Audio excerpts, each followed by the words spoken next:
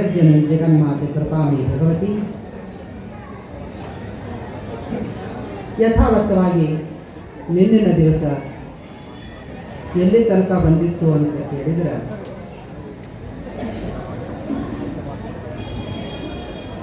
ಯಾರ್ಯಾರಿಗೆ ಜಗಳ ಆಯ್ತು ನಿನ್ನೆ? ನಿಮ್ಮ ಗಡ್ಯಾಗಲ್ರಿ ಪುರಾಣದಾಗ ನಿನ್ನೆ ಮಧುಕೈಟವರಿಗೂ ತಾಯಿ ಸ್ವರೂಪಳಾಗಿರ್ತಕ್ಕಂಥ ವಿಷ್ಣುವಿನ ಜೊತೆಯಲ್ಲಿ ಭಯಂಕರವಾಗಿರ್ತಕ್ಕಂಥ ಯುದ್ಧವನ್ನು ನಡೆಯುತ್ತಾರೆ. ಎಷ್ಟು ದಿವಸ ಯುದ್ಧ ನಡೀತು ಅಂತ ಕೇಳಿದರೆ 1 ದಿನ ಅಲ್ಲ, 2 ದಿನ ಅಲ್ಲ, 1 ವರ್ಷ ಅಲ್ಲ, 2 ವರ್ಷ ಅಲ್ಲ, 5,000 ವರ್ಷಗಳ ಪರ್ಯಂತರವಾಗಿ ಭಯಂಕರವಾಗಿರ್ತಕ್ಕಂತಹ ಯುದ್ಧವನ್ನು ನಡೆಯಿತು. ಆ ಯುದ್ಧದಲ್ಲಿ ವಿಷ್ಣು ಅಂತನ ಎಂಥ ರಾಕ್ಷಸರದಾರ ಇವರು, ಕೊಲ್ಲಬೇಕಂದ್ರ ಸಾಯ್ಲಿಕ್ಕೆ ತಯಾರಿಲ್ಲ. ಯುದ್ಧ ಮಾಡಿ ನಾನಾ ಸೋತಿನ ಖರೆ ಇವರು ರಾಕ್ಷಸರು ಸೋಲಕ್ಕೆ ತಯಾರಿಲ್ಲ. ಹೆಂಗ ಮಾಡಬೇಕು, ಇದಕ್ಕೆ ಏನು ಉಪಾಯ ಮಾಡಬೇಕು ಅಂತ ವಿಚಾರ ಮಾಡಿ ಜಗನ್ಮಾತೆಯನ್ನು ನೆನೆದಾಗ ಜಗನ್ಮಾತೆಯು ಯುಕ್ತಿಯನ್ನು ಕೊಡ್ತಾರೆ. ಅದಕ್ಕೆ ಹೇಳ್ತಾರಲ್ಲ, ಶಕ್ತಿಗಿಂತಲೂ ಯುಕ್ತಿಯ ಮೇಲು. ಹಾಗಾಗಿ ನಿನ್ನಿನ ದಿವಸ ವಿನಯದಿಂದ ಆ ರಾಕ್ಷಸರಿಗೆ ನುಡಿತಾರ, ವಿಷ್ಣು ಏನ್ರಪ್ಪ ಯುದ್ಧದಲ್ಲಿ ಬಹಳ ನೀವು ದಣದ್ರಿ, ಬಹಳ ಶೂರವಂತರು, ನಿಮ್ಮ ಯುದ್ಧಕ್ಕೆ ಮೆಚ್ಚಿ ನಾನು ಮೆಚ್ಚಿದ್ದೇನೆ, ನಿಮಗೆ ಏನು ಬೇಕು ಬೇಡ್ರಿ ಅಂತ ಕೇಳಿದಾಗ ಆವಾಗ ಅವ್ರ ರಾಕ್ಷಸರಂತಾರ, ಅದಕ್ಕೆ ಅಂತ ನೋಡ್ರಿ, ಈ ದುಷ್ಟರಿಗೆ ಬುದ್ಧಿ ಇರಲ್ಲಂತ. ಈ ದುಷ್ಟರಿಗೆ ಬುದ್ಧಿ ಇರಂಗಿಲ್ಲತ್ತ. ಶಾಣ್ಯಾರ ತಿಳುವಳಿಕೆ ಉಳ್ಳವರು, ಅದಕ್ಕೆ ಶಾಣ್ಯಾರ ಬುದ್ಧಿ ಚಲೋ ಇರ್ತೈತೆ, ಅದಕ್ಕೆ ದೇವತೆಗಳಂದಾರ. ಕೆಟ್ಟ ಬುದ್ಧಿ ಉಳ್ಳವರಿಗೆ ರಾಕ್ಷಸರಂದಾರ, ಒಳ್ಳೆ ಬುದ್ಧಿ ಉಳ್ಳವರಿಗೆ ದೇವತೆಗಳ ಅಂದಾರ. ಹಾಗಾಗಿ ಆತ ವಿನಯದಿಂದ ಅಂದಾಗ ಅವಾಗ ಆ ರಾಕ್ಷಸರಂತಾರ, ನೀವೇನು ನಮಗೆ ಮೆಚ್ಚಿತು, ನಾನೇ ನಿಮಗೆ ಮೆಚ್ಚಿದ್ದೀನಿ, ಏನು ಬೇಕು ಬೇಡ್ರಿ, ತಕ್ಷಣ ನಿಮಗೆ ವರ ಕೊಡ್ತೀನಿ ಅಂತ ರಾಕ್ಷಸರು ಅಂದುಕೊಂಡೇನೆ ಇದೇ ಸಮಯ ಸಿಕ್ಕದ ಅಂತ ಹೇಳಿ ವಿಷ್ಣು ಏನು ಮಾಡ್ದ, ಹಂಗಾದ್ರೆ ಈಗಲೇ ನನಗೆ ವರ ಕೊಡ್ರಿ ಅಂತ ಹೇಳಿ ನಿಮ್ಮ ಇಬ್ಬರ ತಲೆಗಳನ್ನು ಹರಿದು ಹೋಗಲಿ ಅಂತ ಹೇಳಿದ್ಕೊಳ್ಳೇನೆ ಸುದರ್ಶನಾಸ್ತ್ರದಿಂದ ಇಬ್ಬರು ರಾಕ್ಷಸರ ತಲೆಯನ್ನು ಹರಿದು.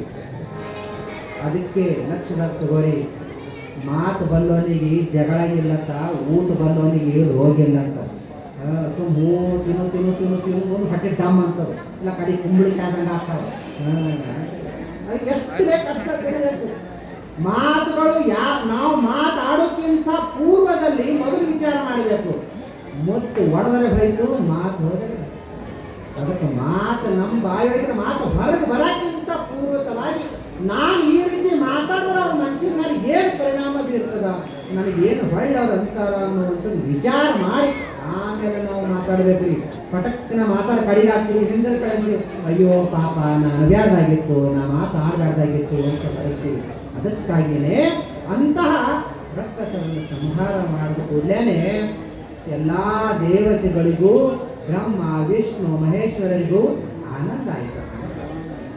ಆನಂದ ಆದ ಕೂಡಲೇ ಅವಾಗೇನದ ತಾಯಿ ಜಗಜ್ಜನನಿ ಜಗನ್ಮಾತೆಯ ಸ್ತೋತ್ರವನ್ನು ಮಾಡ್ತಾರ. ಯಥಾವತ್ತವಾಗಿ ಈಗ ತಮ್ಮ ಮನಸ್ಸಿನ ಹಾರೈಕೆ ಆದ ಕೂಡಲೇ ಎಲ್ಲರೂ ಆನಂದದಿಂದ ಇರ್ತಾರೆ. ಹಾಗೆ ಒಂದು ಥೋಡೆ ದಿನ ಆನಂದದಿಂದ ಇದ್ರು. ಆಮೇಲೆ ಏನಾಯ್ತು ಅಂತ ಕೇಳಿದ್ರ, ಈ ಬ್ರಹ್ಮಿದ್ದು ನೋಡ್ರಿ ವಿಷ್ಣುಗೆ ಕೇಳ್ದ, ಏನಪ್ಪ ಯಾಕೋ ನಿನ್ನ ಮೈಯೆಲ್ಲ ರಕ್ತ ಆಗ್ಯದಲ್ಲ, ಮುಖವೆಲ್ಲ ರಕ್ತ ಆಗ್ಯದಲ್ಲ, ಏನಾಗ್ಯದ ಅಂತ ಕೇಳ್ದ. ಬ್ರಹ್ಮಂದ, ನಿನಗೆ ಗೊತ್ತಿಲ್ಲೇನು, ಹೇಳ್ತೀನಿ ಕೇಳು ಅಂತ.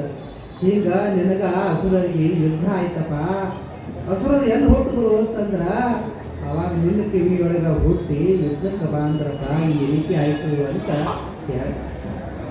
ಆವಾಗ ಏನದ ಭಯಂಕರವಾಗಿರ್ತಕ್ಕಂತಹ ಗರ್ಜನೆಯನ್ನು ಮಾಡುತ್ತಾ, ನೀವು ಲಕ್ಷದಾಗ ತಗೋರಿ, ಕಷ್ಟಗಳು ನಮಗೆ ಯಾಕೆ ಬರ್ತಾವ ಅಂದ್ರೆ, ನಮಗೆ ಕಷ್ಟಗಳು ಯಾಕೆ ಬರ್ತಾವ ಅಂತಂದ್ರೆ ನಾವು ಧರ್ಮವನ್ನು ಬಿಟ್ಟು ಹೊಂಟಾಗ ಅಷ್ಟೇ. ಯಾಕ ನಾವು ಪುಣ್ಯವನ್ನು ಮಾಡಲಾರಬೇಕು.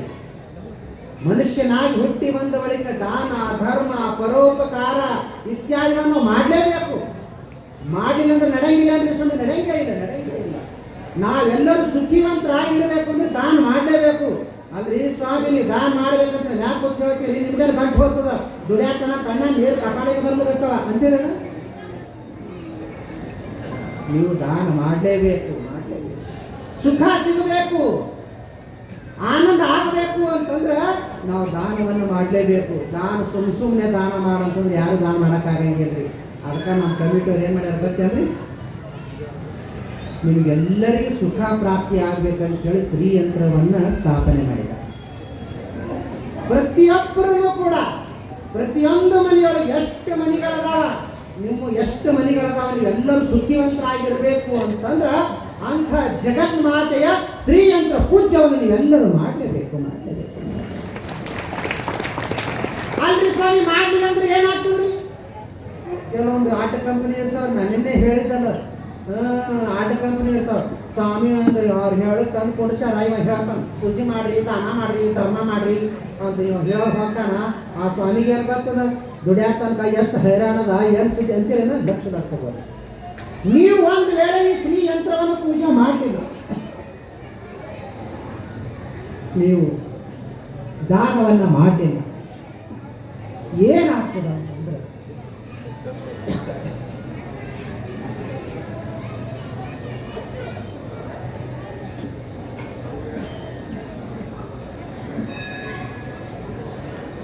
ಈ ಮಾತನ್ನ ನಾನು ಹೇಳಾಗತ್ತಿಲ್ಲ, ದಾನವನ್ನು ಮಾಡಲೇಬೇಕು ಅಂತ ನಾ ಹೇಳಾಗತ್ತಿಲ್ಲ. ಶ್ರೀಕೃಷ್ಣ ಪರಮಾತ್ಮನೇ ಭಗವದ್ಗೀತೆಯೊಳಗೆ ಈ ಮಾತನ್ನು ಹೇಳಿದನು. 17ನೇ ಅಧ್ಯಾಯದ 20ನೇ ಶ್ಲೋಕದಲ್ಲಿ ಈ ಮಾತನ್ನು ಹೇಳ್ತಾನೆ. ದಾತವ್ಯ ಮಿತಿ ಯದ್ದಾನಂ ದೀಯತೆ ಅನೂಪಕಾರಿಣಿ ದೇಶ ಕಾಲೇ ಚ ಪಾತ್ರೇ ಚ ತದ್ದಾನಂ ಸಾತ್ವಿಕಂ ಸ್ಮೃತಂ ಅಂತ. ನೀನು ಮನುಷ್ಯನಾಗಿ ಹುಟ್ಟಿ ಬಂದ ಬಳಿಕ ದಾನವನ್ನು ನೀನು ಅವಶ್ಯವಾಗಿ ಮಾಡಲೇಬೇಕು. ನಾವು ಭಾಳ ಶಾಣ್ಯರಿದ್ದೇವ್ರಿ ದಾನ ಮಾಡೋರು, ಭಯಂಕರ ಶಾಣ್ಯರಿ. ಹೆಂಗೆ ದಾನ ಮಾಡ್ತಾರೆ ಬತ್ತೇನು? ಹೆಂಗೆ ದಾನ ಮಾಡ್ತಾರೆ ಬತ್ತೇನ್ರಿ? ಅವ್ರ ಮದ್ಯಾಗ ನೀವು ರೇಷ್ಮೆ ಸೀರೆ ಒಯ್ದು ಮಾಡಿದ್ರಂದ್ರೆ ನಿಮ್ಮ ಮದ್ಯಾಗನ ಅವರು ರೇಷ್ಮೆ ಸೀರೆನೇ ತಂದು ಮಾಡಬೇಕು. ಮಾಡಲಿಲ್ಲ ಅಂದ್ರೆ ತಿಳ್ಕೋರಿ, 4 ಮಂದಿಯಾಗ ನಿಮ್ಗೆ ಕೆಮ್ಮತ್ತೆ ಕಳೀತಾಳ. ಆಕಿನ ಮಗನ ಮದ್ಯಾಗ 10,000 ಕೊಟ್ಟು ರೇಷ್ಮೆ ಸೀರೆ ಮಾಡಿ ನನ್ನ ಮಗನ ಮದ್ಯಾಗ ತಂದಾಳ, ಏನು ಪಡ್ಕಿ ನಿಮ್ಮ ಕಿಮ್ಮತ್ತೆ ಕಳೀತಾಳ. ಅದಕ್ಕೆ ನೀವು ಭಾಳ ಶಾಣ್ಯಾರಿದ್ದೀರಿ. ರೇಷ್ಮೆ ಸೀರೆ ತಂದಿರಂದ್ರೆ ನೀವು ರೇಷ್ಮೆ ಸೀರೆನೇ, ಕಾಟನ್ ಸೀರೆ ತಂದಿರಂದ್ರೆ ಕಾಟನ್ ಸೀರೆನೇ, ಬ್ಲೌಸ್ ಪೀಸ್ ಹಾಕಿರಂದ್ರೆ ಜಂಪರ್ ಪೀಸ್ ಹಾಕಿರಂದ್ರೆ ಜಂಪರ್ ಪೀಸೇ ಹಾಕೋದು. 11 ರೂಪಾಯಿ ಆಯ್ರಿ ಬರ್ಸಿರಂದ್ರೆ ಭಾಳ ಹುಷಾರ್ ಐತಿ. 11 ರೂಪಾಯಿ ಆಯ್ರಿನೇ ಬರ್ಸೋದು. ಇನ್ನು ಹಂಗ ಉಂಡು ಬಂದಿರಂದ್ರೆ ಹಂಗ ಉಂಡು ಬರಬೇಡ್ರಿ. ಅದಕ್ಕೆ ನಾವು ದಾನವನ್ನು ಮಾಡಲೇಬೇಕು. ಅಲ್ರಿ ಸ್ವಾಮಿ, ನೀವು ಹೇಳೋದಕ್ಕೆ ದಾನ ಮಾಡಲಿಲ್ಲ ಅಂದ್ರೆ ಏನಾಗ್ತದೆ? ದಾನ ಮಾಡಲಿಲ್ಲ ಅಂತಂದ್ರೆ ಏನಾಗ್ತದೆ ಅಂತ ಕೇಳಿದ್ರೆ ನೀವು ಲಕ್ಷದ ತಗೋರಿ. ಈ ನಿಮ್ಮ ಮನೆಯಾಗ ಜ್ವಾಳ ಇರ್ತಾವಲ್ರಿ, ಜ್ವಾಳ ಈ ಜ್ವಾಳಗಳು 1 ವರ್ಷದ ತನಕ ತೆರೆದು ನೋಡಬೇಡ್ರಿ. 1 ವರ್ಷದ ತನಕ ನೀವು ತೆರೆದೇ ನೋಡಬೇಡ್ರಿ. ಆವಾಗ ಏನಾಗ್ತಾವ ಅಂತ ಕೇಳಿದ್ರೆ ಏನಾಗ್ತಾವ್ರಿ? ಜ್ವಾಳದಾಗ ನುಸಿ ನುಸಿ ಆಗ್ತಾವ. ಈ ನುಸಿಗಳು ಯಾವ ಊರಿನಿಂದ ಬರ್ತಾವ? ಏನು ಸೋಲಾಪುರ ನಮ್ಮ ಊರ ಕಡೆ ಬರ್ತಾವೋ, ಏನು ಕಲಬುರಗಿದ ಬರ್ತಾವೋ, ಏನು ಬಿಜಾಪುರದ ಬರ್ತಾವ? ಯಾವ ಊರಿಂದ ಬರ್ತಾವ? ಅಲ್ಲೇ ಹುಡ್ತಾವಿ. ನೀವು ಪಕ್ಕ ಕುಣದ. ಒಂದು ವೇಳೆ ನೀವು 1 ವರ್ಷದ ತನಕ ದಾನ ಧರ್ಮ ಪರೋಪಕಾರ ಮಾಡಲಿಲ್ಲ ಅಂತಂದ್ರೆ ನಿಮ್ಮ ಮನ್ಯಾಗ ಹುಡ್ತಾವ ನುಸಿ. ನುಸಿದ್ರೆ ಬರ್ತಾಕವಿಲ್ರಿ? ಹುಡುಕ ನನ್ನ ಮಗ ಹುಡ್ಕೊಂಡು ಮತ್ತೆ ಮನಸ್ಸು ಹುಡುಗಾಡ, ನೀವು ಗಳಿಸಿದ ಎಲ್ಲ ರೊಕ್ಕ ತಗೊಂಡು ಹೋಗೋದು, ದಾರು ಕುಡಿದು ಬರ್ತದೆ, ಮತ್ತೆ ಮಾಡ್ತದೆ.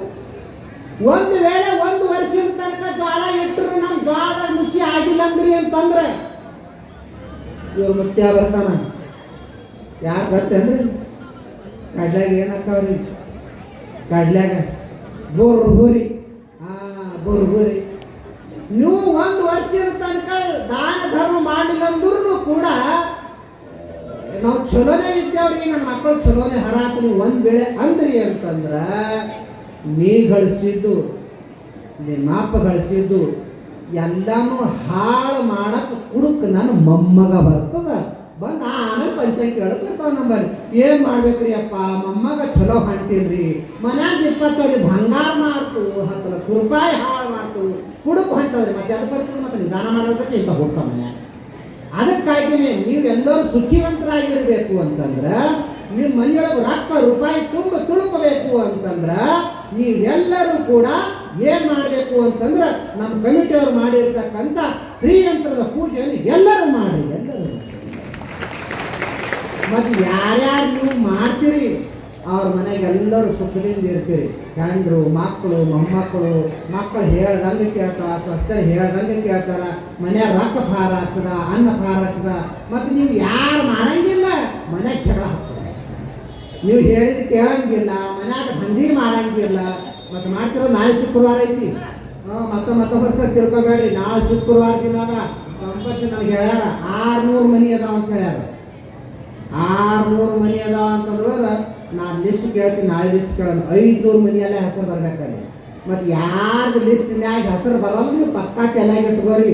ಹುಡುಕ್ ನನ್ನ ಮಗ ಹುಡ್ತದ ಲಕ್ಷದ ಅನ್ಕೋಬೇಡ್ರಿ ನೀವು. ಅದಕ್ಕಾಗಿ ಏನದ, ನಾವು ದಾನ ಧರ್ಮ ಪರೋಪಕಾರ ಮಾಡಲಿಲ್ಲ ಅಂತಂದ್ರೆ ಕಷ್ಟಗಳು ಬರಲಿಕ್ಕೆ ಪ್ರಾರಂಭವಾಗ್ತವೆ. ಹಾಗಾಗಿ ದೇವಾನ ದೇವತೆಗಳನ್ನು ಸುಖ ಆಯಿತು ಅಂತ ದೇವಿಯನ್ನ ಮರ್ತೇ ಬಿಟ್ರು. ಮರೆತ ಕೂಡಲೇ ಆವಾಗ ಯಾವ ಮಹಿಷಾಸುರನ ಸೈನ್ಯವನ್ನ ಬಂದು ಎಲ್ಲ ದೇವತೆಗಳಿಗೆ ದನಕ್ಕೆ ಬಡ್ದಂಗೆ ಬಡದು ಇರ್ತಕ್ಕಂಥ ಎಲ್ಲ ಸಂಪತ್ತು ಕಸ್ಕೊಂಡು ಅವ್ರ ಅಧಿಕಾರ ಕಸ್ಕೊಂಡು ಬಡದಕ್ಕೆ ಸಂದ್ರ ಕೈಲಾಸದಿಂದ ಕಳಿಸ್ಬಿಟ್ರು. ಆವಾಗ ಏನು ಮಾಡಿದ್ರು, ಎಲ್ಲ ಅಳ್ಕೊತ್ ಕೂತರು ದೇವತೆಗಳು. ಹೆಂಗೆ ಮಾಡಬೇಕಪ್ಪ, ಎಲ್ಲಿ ನೀವ ರಾಕ್ಷಸ ಮಹಿಷಾಸುರ ನಮ್ಮನ್ನೆಲ್ಲ ಹಿಂಗೆ ಹಾಸ್ಕೊಂಡಾಗತ್ತಾನ, ನಮ್ಗೆ ಇಷ್ಟೊಂದು ಕಷ್ಟಗಳನ್ನ ಕೊಡಾಗತ್ತಾನ, ಹೆಂಗೆ ಮಾಡ್ಬೇಕೀಗ ಅಂತ ಕೇಳೋದು ಕೂಡಲೇ ಆವಾಗ ನೀವು ಏನು ಮಾಡ್ತೀರಿ, ಮಕ್ಕಳಾದವರು ಯಾರಾದ್ರೂ ತ್ರಾಸ ಕೊಂಡಿರ್ತಾರೆ, ಕಷ್ಟ ಕೊಂಡಿರ್ತಾರೆ, ಯಾರಿಗೆ ಹೇಳ್ತೀರಿ? ಬಾಜು ಮನೆಯವರಿಗೆ, ಮನ್ಯಾಗ ಅವ್ವಪ್ಪ ಹೇಳ್ತೀರಿಲ್ಲ. ಹಂಗೆ ಎಲ್ಲ ದೇವತೆಗಳು ಕೂಡಿಕೊಂಡು ಯಾರು ಬಲ್ಯಾಕ ಬಂದರು ಅಂತ ಕೇಳಿದ್ರೆ ಬ್ರಹ್ಮನ ಬಲ್ಯಾಕ ಬಂದರು. ಹೋಗತನ ಬ್ರಹ್ಮ ಕುಂತಿದ್ದ, ಎಲ್ಲ ದೇವತೆಗಳ ಸೈನ್ಯ ಬಂತು. ನೋಡ್ದ, ಯಾಕ್ರಪ್ಪ ಎಲ್ಲರೂ ಕೂಡ್ಕೊಂಡು ಬಂದಿರಲ್ಲ ಅಂತ ಕೇಳ್ದ. ಆವಾಗ ದೇವತೆಗಳಂದ್ರು, ಪರಮಾತ್ಮ ಬ್ರಹ್ಮದೇವ ನಾ ಏನು ಹೇಳಿ,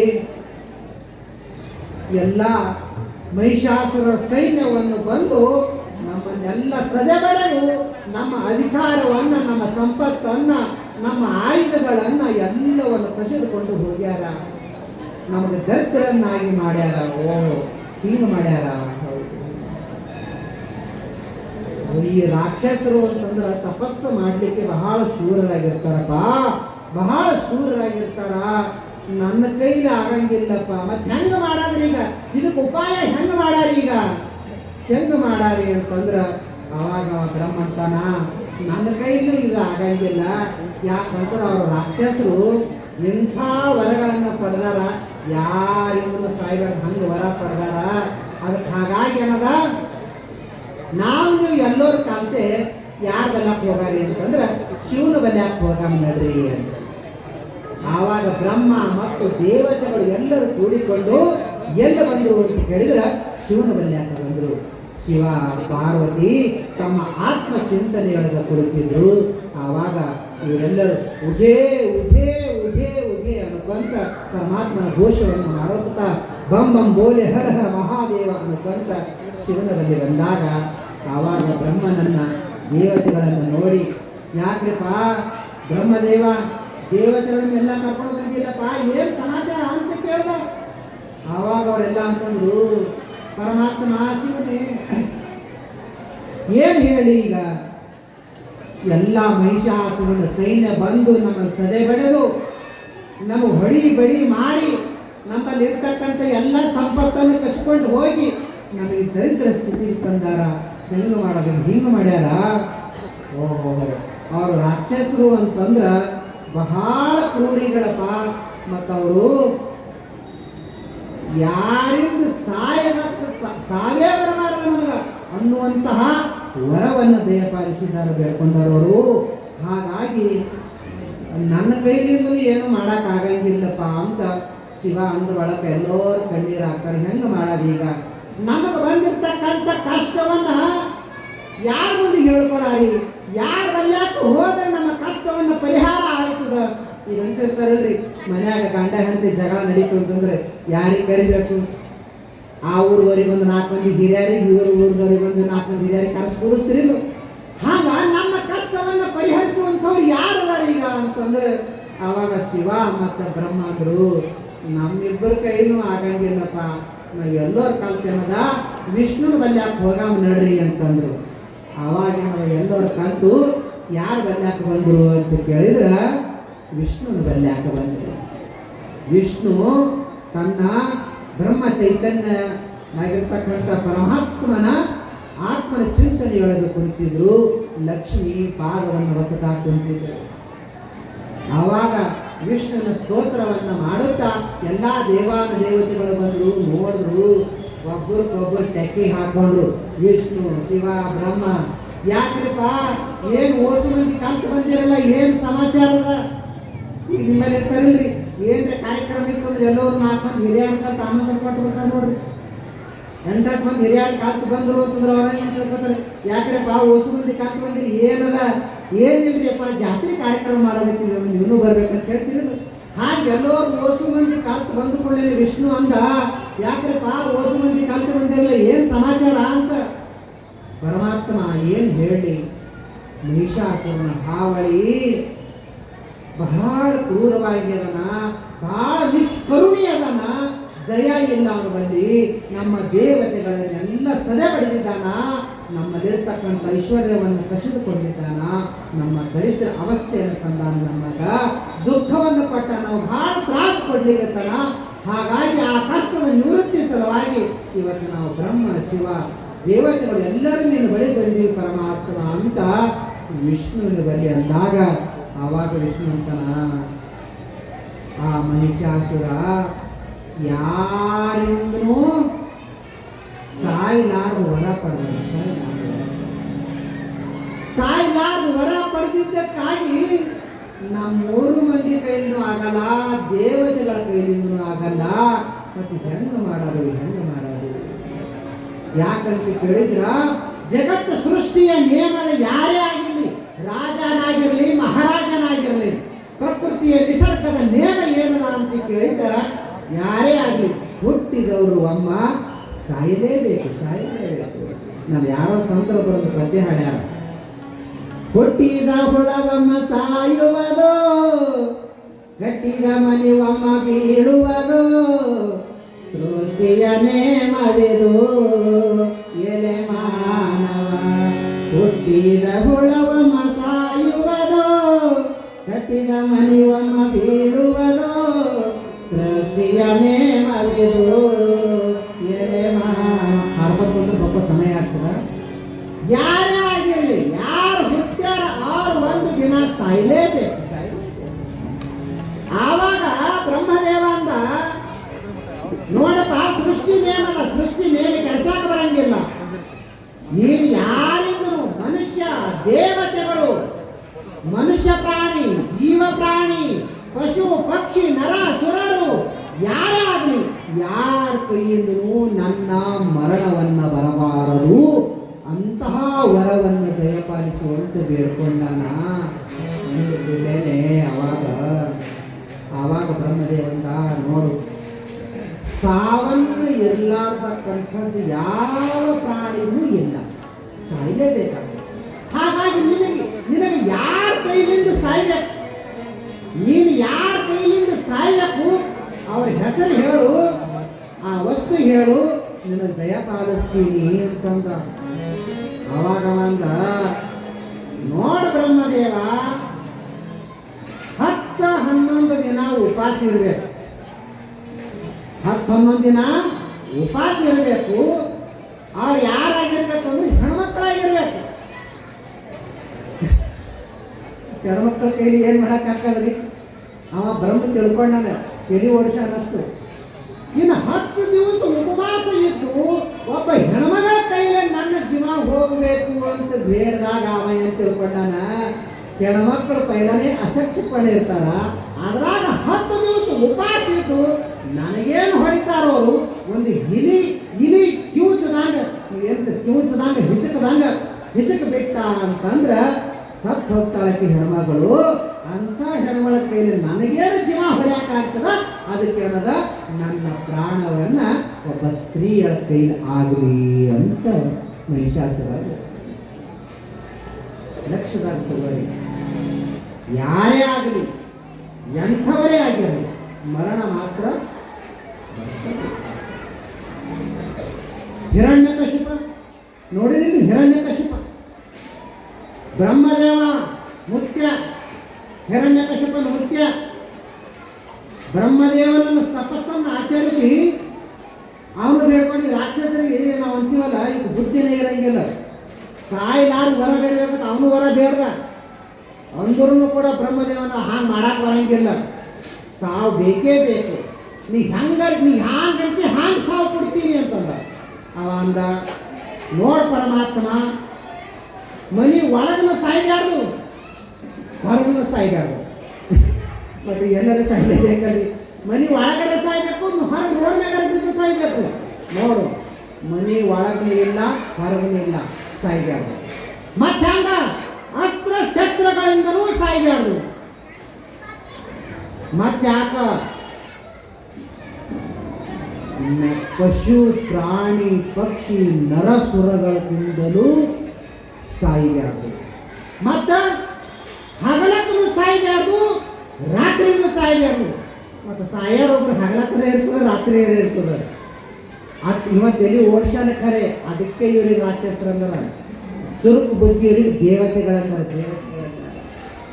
ಆವಾಗ ಈ ರೀತಿ ಹಗಲತ್ತು ಬ್ಯಾಡ, ರಾತ್ರಿ ಬ್ಯಾಡ, ಅಸ್ತ್ರ ಬ್ಯಾಡ, ಶಸ್ತ್ರ ಬ್ಯಾಡ, ಒಳಗ ಬ್ಯಾಡ, ಹೊರಗ ಬ್ಯಾಡ,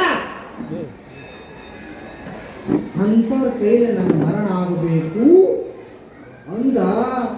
ಬ್ರಹ್ಮಂದ ತಥಾಸ್ತು ಅಂದುಬಿಟ್ಟ. ಅಂದುಕೊಳ್ಳಿ ನೀವ ಹಿರಣ್ಯಕಶಿಪ ಅಂದ, ಅಂಥದ್ದು ಎಲ್ಲಿ ಜೀವನದೊಳಗದ, ಈ ಜಗತ್ತಿನೊಳಗೆ ನಾನೇ ಮಹಾರಾಜ ಅಂತ ಚೀರಾಡ್ಕೊಂಡು ಗೋಳಾಡ್ಕೊಂಡು ಬಂದ. ಹಿರಣ್ಯಕಶಿಪನ ಹೆಂಡತಿ ಯಾರಿ? ಹಿರಣ್ಯಕಶಿಪನ ಹೆಂಡತಿ. ಯಾಕೆ ಬಾಯಿಕಟ್ಟೆಯವ್ರ ಮನೆಗೆ ಊಟಕ್ಕೆ ಪ್ರಸಾದಕ್ಕೆ ಹೋಗಿದ್ದೇವೆ. ಮತ್ತು ಅವ್ರೇನು ಅಡುಗೆ ಮಾಡ್ಯಾರ ಅನ್ನೋದೇ ನೆನಪಿಲ್ರಿ ಸ್ವಾಮಿ. ಮತ್ತು ಹಿರಣ್ಯಕಶಿಪನ ಹೆಂಡತಿ ಹೆಸರು ನಮ್ಗೆ ಗೊತ್ತಿರಬೇಕ್ರಿ. ಹಿರಣ್ಯಕಶಿಪನ ಹೆಂಡತಿ ಖಯಾಲು. ಖಯಾಲು ಹೊಟ್ಟಿಲೇನೆ ಹುಟ್ಟದ ಯಾರು?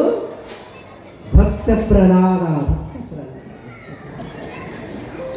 ಆವಾಗ ತನ್ನ ಮಗ ವಿಷ್ಣುನನ್ನು ನೆನೆಸ್ಬೇಡ ಅಂತ ಹೇಳಿ ಎಷ್ಟು ಕಷ್ಟ ಅನ್ಕೊಟ್ರೆ ಅದೆಲ್ಲ ಇಷ್ಟು ನಿಮ್ಗೆ ಗೊತ್ತೈತಿ. ಕೊನೆಗೆ ಏನಾಯ್ತು ಅಂತ ಕೇಳಿದ್ರ, ಕಂಬದೊಳಗಿಂದು ನರಸಿಂಹ ಶರೀರ ಮನುಷ್ಯರ ಕೈಲಿಂದ ಸಾಯ್ಬ್ಯಾಡ್ದು, ಪ್ರಾಣಿಗಳ ಕೈಲಿಂದ ಸಾಯ್ಬೇಡ ಅಂತ ಬೇಡೇನಿಲ್ಲ. ಮನುಷ್ಯನ ಶರೀರ ಸಿಂಹದ ಮುಖ, ಅಸ್ತ್ರದಿಂದಲೂ ಬೇಡ, ಶಸ್ತ್ರದಿಂದಲೂ ಬೇಡ, ಮನಿ ಒಳಗನೂ ಬೇಡ, ಮನಿ ಹೊರಗನೂ ಬೇಡ, ಹಗಲಕ್ಕೂ ಇಲ್ಲ, ರಾತ್ರಿನೂ ಇಲ್ಲ. ಸೂರ್ಯ ಮುಳುಗುವಂಥ ಸಂದರ್ಭ, ಅರ್ಧ ಸೂರ್ಯ ಮುಳುಗಿದ್ದ. ಮನಿ ಒಳಗನೂ ಇಲ್ಲ, ಮನಿ ಹೊರಗನೂ ಇಲ್ಲ, ಹಸ್ತದ ಮ್ಯಾಲ ಕುಂತ, ಅಸ್ತ್ರನೂ ಇಲ್ಲ, ಶಸ್ತ್ರನೂ ಇಲ್ಲ, ಉಗುರಿನಿಂದ ಹೊಟ್ಟಿ ಹರಿದು ಹಿರಣ್ಯಕಶಿಪನನ್ನು ಸಂಹಾರ ಮಾಡಿದ. ಅದಕ್ಕೆ ಮನುಷ್ಯನಾಗಿ ಹುಟ್ಟಿ ಬಂದ ಬಳಿಕ ಸೃಷ್ಟಿ ನೇಮದ, ಹುಟ್ಟಿದ ಮನುಷ್ಯ ಒಂದು ದಿನ ಸಾಯಲೇಬೇಕು. ಆವಾಗ ತಾಯಿ ಜಗಜ್ಜನನಿ ಜಗನ್ಮಾತೆಗೆ ಎಲ್ಲಕ್ಕಿಂತಲೂ ದೊಡ್ಡವರು, ನಿಮ್ಮ ಊರಿಗೆ ಏನಾರ ತ್ರಾಸು ಬತ್ತು, ನಮ್ಮ ಊರಾಗ ನೀರಿನ ಅನಾನುಕೂಲ ಐತಿ, ಅದು ಐತಿ, ನೀವು ಯಾರು ಲೆಕ್ಕ ಹೋಗ್ತಿರಲ್ಲ, MLA ಲೆಕ್ಕ ನೋಡ್ರಿ, ಎಲ್ಲ ನೀರು ಬಂದವ, ಇದಕ್ಕೆಲ್ಲ ಬೆಳೆ ಪರಿಹಾರ ಕೇಂದ್ರ ಕೊಡ್ತೀರಿಲ್ಲ. ಹಾಗೆ ಎಲ್ಲರೂ ಕೂಡಿಕೊಂಡು ಜಗತ್ತಿಗೆ ಒಡೆಯಲಾಗಿರ್ತಕ್ಕಂಥ ತಾಯಿ ಜಗಜ್ಜನನಿ ಜಗನ್ಮಾತೆ ಕೃಪಾಮಯಿ ಶಾಂಭವಿಯ ಬಳಿಯಲ್ಲಿ ಬರ್ತಾರ. ತಾಯಿ ಜಗನ್ಮಾತೆಯು ತನ್ನ ಆತ್ಮಚಿಂತನೆಯೊಳಗೆ ಕುಳಿತಾಗ ಎಲ್ಲ ದೇವತೆಗಳು ಬಂದು ನಮೋ ನಮೋ ತಾಯಿ ಜಗಜ್ಜನನಿ ಜಗನ್ಮಾತೆ ಕೃಪಾಮಯಿ ಭಗವತಿ ನಾರಾಯಣಿ ಐಗಿರಿ ನಂದಿನಂತ ಸ್ತೋತ್ರವನ್ನು ಮಾಡ್ಕೊಂತ ತಾಯಿ ಜಗನ್ಮಾತೆಯ ಸ್ತುತಿ ಗುಣಗಾನವನ್ನ ಮಾಡ್ತಾರೆ. ಯಾವ ರೀತಿ ತಾಯಿ ಮಕ್ಕಳ ಪ್ರೀತಿ ಬಾಂಧವ್ಯ ಇರ್ತದನ್ನುವಂಥದ್ದು ನಮ್ಮ ಗವಾಯಿಗಳು. ಮೈನಾಗಿ ಕೂದಲು ಎದ್ದು ನಿಂದಿರಬೇಕು. ಖರೆ ಮನುಷ್ಯರಾದರಿಗೆ ಖರೆ ಮನುಷ್ಯರಾದರಿಗೆ ನಿಂದಿರ್ತಾವ್ರಿ. ಮತ್ತು ದನಗಳಿದ್ದು ಅಂತ ಏನು ಮಾಡೋದು? ಎಂಥ ಅದ್ಭುತವಾಗಿರ್ತಕ್ಕಂಥದ್ದು, ಎಷ್ಟು ಚಂದ, ಎಷ್ಟು ಆನಂದ. ಸಾಯ ಮುಂದೆ ಏನು ಒಯ್ಯಂಗಿಲ್ಲ, ಲಕ್ಷ ಇರಾತಂಕ ಚಂದ ಇರಬೇಕು. ನೀನು ಹೋಗಳಿಗೆ ಯಾರೇ ಒಂದು 5-10 ಸಾವಿರ ರೂಪಾಯಿ ಒಯ್ದಿರೇನ? ಒಯ್ತಿದ್ರಂತಂದ್ರೆ ನನ್ನ ಬಳಿ ಒಂದು 200 ಎಕರೆ ಹೊಲ ಅದ, ಆಮೇಲೆ ನನ್ನದ ಒಂದು 20 ಕಿಲೋ ಬಂಗಾರ ಅದ, ಒಂದು ನನ್ನ ಕೈ ಕೆಳಗೆ ಒಂದು 20 ಮಠಗಳದಾವ. ನೀವು ಪಾಠ ಹಾಕಿನ ಬರುವಾಗ ನೀವು ತೊಗೊಂಡ್ರೆ ಆಗ್ತೈತೇನೆ? ಸಾಧ್ಯ ಇಲ್ಲ. ನೀವು ಎಷ್ಟೇ ಗಳಿಸ್ರಿ, ನೀವೇನೇ ಮಾಡ್ರಿ, ಎಲ್ಲ ಓಟು ಇಲ್ಲೇ ಬಿಟ್ಟು ಹೋಗ್ಬೇಕು. ನಾವೊಂದು ಉಪಾಯ ಹೇಳ್ತೀನಿ ನಿಮಗೆ. ನೀವು ಗಳಿಸಿದ್ದು ನಿಮ್ಮ ಸಂಗಾಟ ತಗೊಂಡು ಹೋಗಾಕ ಬರ್ತದೆ. ಇದು ಅಂತ ಸ್ವಾಮಿ ಹೆಂಗೆ ಹೇಳ್ತಾರೆ, ನೀವು ಗಳಿಸಿರ್ತಕ್ಕಂಥ ಸಂಪತ್ತು ನಿಮ್ಮ ಸಂಗಾಟ ತಗೊಂಡು ಹೋಗಾಕ ಬರ್ತದೆ. ಹೆಂಗೆ ಬರ್ತದೆ ಅಂತಂದ್ರೆ, ಇಲ್ಲಿ ಬ್ಯಾಂಕಿಗೆ ರೊಕ್ಕ ಕಟ್ತೀವಿ, ಬ್ಯಾಂಕಿಗೆ ಈ ಬ್ಯಾಂಕಿಗೆ ರೊಕ್ಕ ಕಟ್ಟದವ್ರಿಗೆ ಕೊಡ್ತಾರೆ, ಕಟ್ಲಾರ್ದವ್ರಿಗೆ ಕೊಡ್ತಾರೋ? ಚಲೋ ಬ್ಯಾಂಕ್ ಮತ್ತು ಡೂಪ್ಲಿಕೇಟ್ ಬ್ಯಾಂಕ್ ಇದ್ದು ನಾ ಹೇಳಂಗಿಲ್ಲ. ಅವ ತೊಗೊಂಡೆಲ್ಲ ಆ ಕಡೆ ಹೋಗ್ತಾ ಚಲೋ ಬ್ಯಾಂಕ್ ಇದ್ದು ಅಂದ್ರೆ ಆ ಬ್ಯಾಂಕಿಗೆ ನೀವು ರೊಕ್ಕ ಕಟ್ಟಿದ್ರಿ ಅಂದ್ರೆ ಲಾಸ್ಟಿಗೆ ನೀವು ಕೊಡ್ತಾರೆ, ಕೊಡ್ತಾರೆ. ಹಂಗೆ ಇಲ್ಲಿನೂ ಒಂದು ಬ್ಯಾಂಕ್ ಅದ, ಈ ಬ್ಯಾಂಕಿಗೆ ನೀವು ರೊಕ್ಕ ಕಟ್ಟಬೇಕು. ದಾನ ಧರ್ಮ ಪರೋಪಕಾರ ಅನ್ನುವಂತಹ ಅಂಥ ಬ್ಯಾಂಕಿಗೆ ನೀವು ರೊಕ್ಕ ಕಟ್ಟಿದ್ರಿ ಅಂತಂದ್ರೆ ಮುಂದಿನ ಜನ್ಮಕ್ಕೆ ಕೋಟ್ಯಾಧಿಪತಿಗಳಾಗಿ ಹುಡ್ತೀರಿ, ಕೋಟ್ಯಾಧಿಪತಿಗಳಾಗಿ ಹುಡ್ತೀರಿ. ಮತ್ತು ಈ ಜನ್ಮದಲ್ಲಿ ದಾನ ಧರ್ಮ ಪರೋಪಕಾರ ಮಾಡಲಿಲ್ಲ, ಬರೆದಿಟ್ಕೋರಿ ಭಿಕಾರಿಗಳಾಗ ಗ್ಯಾರಂಟಿ. ಎಂಥ ಅದ್ಭುತ ಗೀತೆ, ಎಂಥ ಅದ್ಭುತ ಗೀತೆ. ತಾಯಿ ಬನಶಂಕರಿ ಗೀತೆಯನ್ನು ಹಾಡ್ತಕ್ಕಂಥ ಈ ಮಹಿಳೆಯ ಕೂದಲುಗಳು ಎತ್ತು. ಹಾಗಾಗಿ ಎಲ್ಲ ದೇವತೆಗಳು ತಾಯಿ ಜಗಜ್ಜನನಿ ಜಗನ್ಮಾತೆ ಕೃಪಾಮಯಿ ಭಗವತಿಯ ಸ್ತೋತ್ರವನ್ನು ಮಾಡ್ತಾರ. ಆವಾಗ ಹಿಮಂತ ಸುತೆ ಸಾವಕಾಶವಾಗಿ ತನ್ನ ಕಣ್ಣುಗಳನ್ನು ತೆರೆದು ನೋಡ್ತಾರ. ಯಾಕ್ರಿಪ್ಪ ಎಲ್ಲರೂ ಕಲ್ತು ಬಂದಿರ, ಏನದ, ಏನು ಸಮಾಚಾರ ಅಂತ. ಆವಾಗ ದೇವತೆಗಳು ಹೇಳ್ತಾರ, ಅಮ್ಮ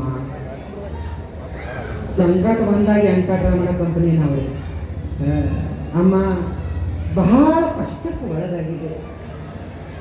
ನಮ್ಮ ಅತ್ತಿ ಮಾವ ಎಲ್ಲ ರೊಕ್ಕ ರೂಪಾಯಿ ತಗೊಂಡು ಹುಟ್ಟು ಬಟ್ಟಿ ಮ್ಯಾಲ ನಮ್ಗೆ ಹೊರಗೆ ಹಾಕ್ಯಾರ. ಈಗ ಅಂತೀರಿಲ್ಲ ನೀವು, ಹುಟ್ಟು ಬಟ್ಟಿ ಮೇಲೆ ನಮ್ಗೆ ಹೊರಗೆ ಹಾಕ್ಯಾರ. ಯವ್ವ ಈ ಮಹಿಷಾಸುರ ಸೈನ್ಯ ನಮ್ದು ಎಲ್ಲ ಸಂಪತ್ತು ತಗೊಂಡು ನಮ್ಗೆ ಹೊಡೆದು ಬಡ್ದು ನಮ್ಗೆ ಹೊರಗೆ ಹಾಕ್ಯಾರ. ಯವ್ವ ನಿನ್ನ ಹೊರತು ನಮಗೆ ಗಟ್ಟ ಯಾರು? ಮಹಿಷಾಸುರ. ಮಹಿಷಾಸುರಂದು ಒಂದು ಜನ ರಹಸ್ಯದ ಹೇಳ್ತೀನಿ ಕೇಳ್ರಿ. ಇವನಿಗೆ ಮಹಿಷಾಸುರ ಅಂತ ಯಾಕಂದ್ರು? ಮತ್ತೆಲ್ಲ ಹೆಸರು ಇಡಬೇಕಾಗಿತ್ತಲ್ಲ. ಇವನು ಮಹಿಷಾಸುರ ಅಂತ ಯಾಕೆ ಹೆಸರಿಟ್ಟಾರ ಅಂತ ಹೇಳಿದ್ರೆ, ಇವನಿಗೆ ಹಿನ್ನೆಲೆ ಒಂದು ಅರ್ಥ. ಈ ಮಹಿಷಾಸುರ ಹುಟ್ಟಲಿಕ್ಕೆ ಕಾರಣ ಏನು? ಇಲ್ಲಿ ಮಹಿಷಾಸುರ ಅಂತ ಯಾಕೆ ಹೆಸರು ಬಂತು ಅಂತ ಕೇಳಿದ್ರೆ, ಯಾರಿವ ಅಂತ ಕೇಳಿದ್ರೆ, ಧನುವಿನ ಮಗ ರಂಭನು ಈತ ಏನ್ ಮಾಡ್ದ ಅಂತ ಕೇಳಿದ್ರೆ, ಎಮ್ಮಿನ ಯಾರ ಮನಸ್ಸು ಮಾಡಿದ್ವಿ ಗೊತ್ತಾಕೈತಿ? ಎಮ್ಮಿ ಸಂಗಡ ಸಂಸಾರ ಮಾಡ್ಬೇಕಂತ ಮನಸ್ಸು ಮಾಡಿದೀವ. ಅದಕ್ಕೆ ದುಷ್ಟರಂತಾರ ನೋಡ್ರಿ. ತಾಯಿಗೂ ಹೆಂಡತಿಗೂ ಸಮನಾಗಿ ಕಾಣುವಂಥವನು ಮೂರ್ಖ ಅಂತಾರ ನೋಡ್ರಿ. ನನ್ನ ಹೆಂಡತಿಯನ್ನು ಬಿಟ್ಟು ಉಳಿದ ಎಲ್ಲ ಹೆಣ್ಣ ಮಕ್ಕಳು ನನ್ನ ತಾಯಿ ಸಮಾನ ಅಂತ ಯಾರು ತಿಳ್ಕೊತಾರ ಅವ್ರಿಗೆ ದೇವತೆಗಳು ಅಂತ ತಿಳ್ಕೊತಾರೆ. ಇನ್ನು ಎಲ್ಲರನ್ನು ಒಂದೇ ಅಂತ ಯಾರು ತಿಳ್ಕೊತಾರೋ ಅವರಿಗೆ ರಾಕ್ಷಸರು ಅಂತ ಕರೀತಾರೆ. ಅಂಥ ರಾಕ್ಷಸ ವಂಶದ ರಂಭನು ಆ ಎಮ್ಮಿಯನ್ನು ನೋಡಿ ಎಮ್ಮಿ ಮ್ಯಾಲ ಮನಸ್ಸು ಮಾಡಿದ್ರು. ಅಲ್ರಿ ಆತ ಮನುಷ್ಯ, ಇದು ಎಮ್ಮೆ. ಆ ಎಮ್ಮಿ ಮ್ಯಾಲ ಮನಸ್ಸು ಮಾಡಿದ ಎಮ್ಮಿಗೆ ಬೆನ್ನು ಹತ್ತಿದ ಯಾರೀ? ರಂಭನು. ಎಮ್ಮಿ ಮ್ಯಾಲ ಮನಸ್ಸು ಮಾಡಿ ಎಮ್ಮಿ ಸಂಗಟ ಬೆನ್ನು ಹತ್ತದ. ಹೇಳ್ತೇನ್ರಿ, ಎಮ್ಮಿ ಓಡಿ ಓಡಿ ಓಡಿ ಓಡಿ ಇವ್ರು ಓಡಗತ್ತೆ ಬೆನ್ನು ಹತ್ತದ. ಅದಕ್ಕೆ ಏನಲ್ರಿ ಕಾಮಕ್ಕೆ ಕಣ್ಣಿಲ್ಲಂತ, ಕಾಮಕ್ಕೆ ಕಣ್ಣಿಲ್ಲಂತ. ಈತ ಎಮ್ಮಿ ಸಂಗಟ ಓಡ್ದ ಅವಾಗ ಅದು ಎಮ್ಮಿ ದಣಿತು. ಅವಂದ ಎಮ್ಮಿ ಅಂತದ ಎಂಥ ಮೂರ್ಖ ಮನುಷ್ಯ ಅದ ಇದು. ನಾನು ಪ್ರಾಣಿ ಇದ್ದೀನಿ, ಆತ ಮನುಷ್ಯ ಅದಾನ. ಲಕ್ಷದಲ್ಲಿ ತಗೋರಿ. ಮನುಷ್ಯ ಎಮ್ಮಿ ಐತಿ ಯಾರಿಗೆ ಕರೀತಾರ ಅಂತಂದ್ರ ದಂದ ರೀತಿ ವರ್ತನೆ ಯಾರು ಮಾಡ್ತಾರ ಅವ್ರಿಗೆ ಮನುಷ್ಯ ಅಂತ. ಧರ್ಮದಿಂದ, ನೀತಿಯಿಂದ, ಆಚಾರ ವಿಚಾರದಿಂದ ಯಾರು ನಡೀತಾರ ಅವ್ರಿಗೆ ದೇವರಂತಾರ. ಅನ್ಯಾಯ, ಅತ್ಯಾಚಾರ, ಮೋಸದಿಂದ ಯಾರು ನಡೀತಾರ ಅವ್ರಿಗೆ ಮಹಿಷಾಸುರ ಅಂತಾರ. ಅದಕ್ಕೆ ನಾವು ಎಂಥದ್ದೇ ಪ್ರಸಂಗ ಬರಲ್ಲ ಯಾಕ, ಎಷ್ಟೇ ಕಷ್ಟ ಬರಲ್ಲ ಯಾಕ, ಧರ್ಮ ಮಾತ್ರ ಎಂದೂ ನಾವು ಬಿಟ್ಟು ಹೋಗಬಾರ್ದು. ಇವತ್ತು ಚಲೋ ಅನಿಸ್ಕೊಂಡು ಧರ್ಮದಿಂದ ಒಂದು ದಿನ ಬದುಕಿದ್ರೆ ಸಾಕು. ಇವತ್ತು ಸುಮಾರು ಅನಿಸ್ಕೊಂಡು 3 ಮಂದಿ ಕೈಲೆಲ್ಲ ಬಯಸ್ಕೊಂಡು 1000 ವರ್ಷ ಬದುಕೋದು ಏನು ಪ್ರಯೋಜನ ಇಲ್ಲ, ಏನು ಪ್ರಯೋಜನ ಇಲ್ಲ.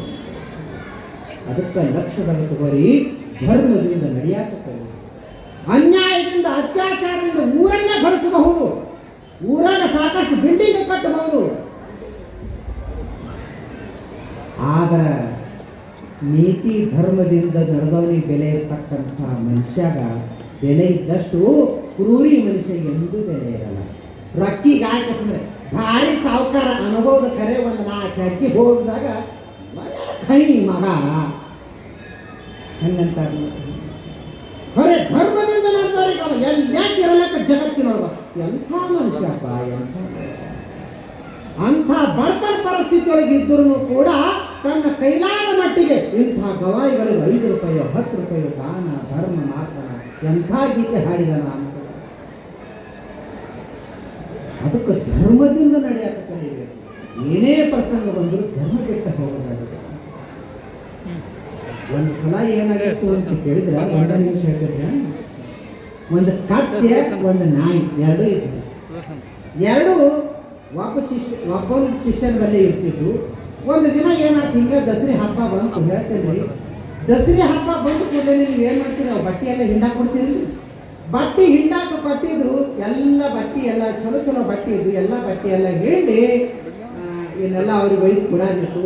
ಎಲ್ಲರ ಮನೆಗೆ ತಂದು ಕೊಡಾಳಿಗೆ ಅನ್ನೋದು ಅವ್ರೇನು ಮಾಡಿದ್ರು, ಬಟ್ಟೆ ಎಲ್ಲ ಹಿಡ್ಕೊಂಡು ಬಾಪ ಅಂತ ಆ ಬಟ್ಟೆ ತೊಗೊಂಡು ಹೋಗುವಾಗ ನಿಮ್ಮ ಮನ್ಯಾಗ ಈ ಚೂಡ ಚಕ್ಲಿ ಮಾಡ್ತಾರೇನ್ರಿ, ಕರ್ಚಿಕಾಯಿ, ಅಂಟುಗುಂಡಿ, ಬೇಸನ್ ಉಂಡಿ, ಬಾಯಿಗೆ ನೀರು ಬಿಡಂಗವ. ನಮ್ಮ ವಿಜಯಪುರ ಸೈಡ್ ಭಾಳ ಚೂಡ, ಚಕ್ಲಿ, ಕರ್ಗಂಟ, ಕರ್ಚಿಕಾಯಿ ಎಲ್ಲ ಮಾಡಿದ್ರೆ, ಶೇಂಗಾ ಹೋಳಿಗೆ ಮಾಡಿದ್ರೆ ಅವ್ರೇನು ಮಾಡಿದ್ರು, ಇವಾಗ ಬಟ್ಟೆ ಹಿಡ್ಕೊಂಡು ಬರ್ತಾನ ಅಂತೇಳಿ ಅವ್ರಿಗೆ ಒಂದಿಷ್ಟು ಕಟ್ಟಿಕೊಟ್ಟು ಅವನ್ನೆಲ್ಲ ತೊಗೊಂಡು ಬಂದು ಮನೆಗೆ ಬಂದು ಕೂಡಲೇ ಬಟ್ಟೆ ಗಿಟ್ಟಿ ಎಲ್ಲ ಒಗೆದು ಸ್ವಚ್ಛ ಇಸ್ತ್ರಿ ಹೊಡೆದು ಆಮೇಲೆ ಏನದ ಮಡಿಚಿಟ್ಟಿದ್ದ. ಬರೀ ರಾತ್ರಿ 12ಕ್ಕೆ ಯಾರು ಬಂದ್ರಿ, ಕಳ್ಳ ಬಂದ. ಕಳ್ಳ ಬಂದು ಕೂಡಲೇ ಕತ್ತಿ ಅದಕ್ಕಿತ್ರಿ ಬರಾಕ. ಹೌದೇನ್ರಿ? ಕತ್ತಿ ಧರ್ಮ ಏನು? ಬರದೇ ಕತ್ತಿ ಧರ್ಮ, ನಾಯಿ ಧರ್ಮ ಬೊಗಳದೇ ನಾಯಿ ಧರ್ಮ. ಹಾಗಾಗಿ ಇವ ಶೇಂಗಾ ಹೋಳಿಗೆದು ತಂದಿದ್ದು ನೋಡಿ, ಇವ ಮತ್ತೆ ಇಬ್ಬರಿಗೆ ಹಾಕ್ಬೇಕಿಲ್ರಿ, ತಾನೇ ಇವ್ರಿಬ್ರು ಹಂಚ್ಕೊಳ್ತಿರ್ತಾರ. ಅವ ಏನು ಹೊಡೆದ ಕತ್ತಿ ಮುಂದೆ ಹಾಕಿಬಿಟ್ಟಿದ್ರಿ. ಎಲ್ಲ ಒಂದಿಷ್ಟು ಹೆಚ್ಚಿಗಾಗಿದ್ದು ಶೇಂಗಾ ಹೋಳಿಗೆ, ಕರ್ಚಿಕಾಯಿ, ಚಕ್ಲಿ, ಕೋಡ್ಬೇಳೆ ಅವೆಲ್ಲ ಕತ್ತಿ ಮುಂದೆ ಹಾಕಿದ. ನಾಯಿ ಒಂದು ಕಡೆ ಕಟ್ಟಿದ್ದ, ಕತ್ತಿ ಒಂದು ಕಡೆ ಕಟ್ಟಿದ್ದ. ಅದು ನಾಯಿ ಆ ಕಡೆ ಕುಂತಿತ್ತು, ಕತ್ತಿ ಈ ಕಡೆ ಕುಂತಿತ್ತು. ಕತ್ತಿ ತಿನ್ನೋದು ಚಾಲು ಮಾಡ್ತೀವಿ. ಶೇಂಗಾ ಹೋಳಿಗೆದೆಲ್ಲ ತಿನ್ನಬೇಕಿತ್ತು. ಈಗ ನಾಯಿ ಅಂತೂ ಅಣ್ಣ ಶೇಂಗಾ ಹೋಳಿಗೆ ನಮಗೆ ಜಾಡು ಕೊಡು ಅಂತ. ನಾ ಯಾಕೊಂಡಿ ಮಾಲಕ ನನಗೆ ಕೊಟ್ಟ, ನಾನಿನ್ನು ಕೊಡಂಗಿಲ್ಲ ಅಂತ ಕತ್ತಿ. ಹಂಗೆ ಅನ್ಬೇಡ, ನಾವಿಬ್ರು ಒಬ್ಬ ಗುರುವಿನ ಶಿಷ್ಯನೇ ಇದ್ದೆವು. ನಮ್ಗಿಬ್ರು ಅವನೇ ಮಾಲಕನ, ನಿನಗೆ ಕೊಟ್ಟಾರ ಅಂದ್ರೆ ಇಬ್ರು ಹಂಚ್ಕೊಡ್ತೀನಾರಿ ಅಂತ ನಾಯಿ ಹೇಳ್ತದೆ. ಹಂಗಾಗ್ತದ, ಅವ ಮಾಲಕ ನನಗೆ ಕೊಟ್ಟಾನ, ನಾನೇ ಎತ್ತಿನವ. ಪಾಪ ಜೊಲ್ ಸುಲ್ಸ್ಬೋದು ಸುಮ್ ಕೂತ್ರೆ ನಾಯಿ ಎಲ್ಲ ಕತ್ತೆಲ್ಲ ಹೋಳಿಗೆಲ್ಲ ತಿಂತ ಬರೋಬ್ಬರಿ ರಾತ್ರಿ 12-1ಕ್ಕೆ ಕಳ್ಳ ಬಂದ. ಇದು ಕತ್ತಿ ಅಂತದ ಯಾರಿಗೆ, ನಾಯಿಗೆ. ಕಳ್ಳ ಬಂದ ಹೊಗಳು ಆಗ್ತದ. ಅದು ನಾಯಿ ಏನೋ ಬೇಕ್ರಿ, ಅವರೇ ಜಾಣ ತಿನ್ನು ಹೋಳಿಗೆ ತಿಂದವ್ ನೀ ಹೊಗಳವನ, ನಾಯಿ ಯಾಕೆ ಹೊಗಳಿ ಅಂತ ನಾಯಿ. ಅದಕ್ಕೆ ಇನ್ನು ಮಾಲಕ್ ಮತ್ತು ನನಗೆ ಹೋಳಿಗೆ ಕೊಟ್ಟಾನ ಮತ್ತು ನಾರು ಸುಮ್ಮನೆ ಅನ್ಕೊಡ್ರಿ ನಾರು ಬೊಗಳಬೇಕು ಅಂತ ಬೊಗಳ ಧರ್ಮ ಕತ್ತಿದಲ್ರಿ. ಕಾತಿ ಬೊಗಳಕ್ಕೆ ಚಾಲು ಮಾಡ್ತು ಹೂಗು ಹೂಗು ಕಾತಿ ಎಲ್ಲ ಗೊತ್ತು ಆ ಮಾಲಕಂದ ತಿನ್ನು ಹೋಳಿಗೆ ತಿಂದಿದಿ ಮತ್ತೆ ನಾ ಹೂಗು ಕತ್ಯ ಒಂದು ಕಟ್ಟಿಗೆ ಕೊಟ್ಟು ದನಕ್ಕೆ ಬಡದ. ಅದಕ್ಕೆ ನಮ್ಮ ಧರ್ಮ ನಾವು ಎಂದು ಬಿಟ್ಟು ಹೋಗಬಾರ್ದು. ನಮ್ಮ ಧರ್ಮವನ್ನು ನಾವು ಬಿಟ್ಟು ಹೋದ್ವಿ ಕತ್ತಿ ನತ್ತಿ ತಿಂದಂಗ ಆಗ್ತದ.